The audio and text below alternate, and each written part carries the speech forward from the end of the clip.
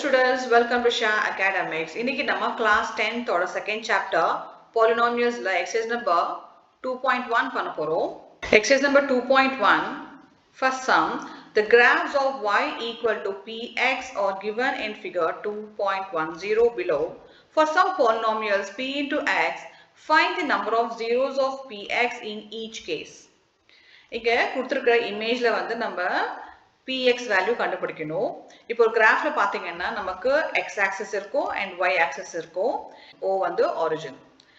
இப்போ apart from this x and y, மத்த lines வந்து we call it as polynomial. இப்போ பாத்தீங்கன்னா இது ஒரு polynomial and இது ஒரு polynomial, இது ஒரு polynomial.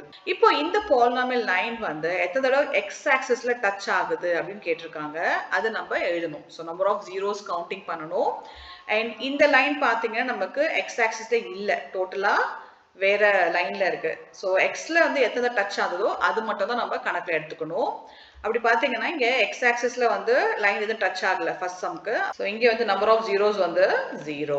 இப்போ செகண்ட் சம் பாத்தீங்கன்னா நமக்கு x axisல வந்து 1 டைம் டச் ஆகுது. இதெல்லாம் கணக்கு எடுத்துக்கூடாது. இந்த பாயிண்ட் இதெல்லாம் கணக்கு எடுத்துக்கூடாது. இப்போ இந்த x axis மட்டும் கணக்கு எடுக்கணும். இதுல வந்து 1 டைம் டச் ஆகுது. அப்ப நம்பர் ஆஃப் zeros வந்து இங்க 1. சோ இங்க பாத்தீங்கன்னா 1 2 3. The number of zeros வந்து இங்கே 3. Third sumக்கு.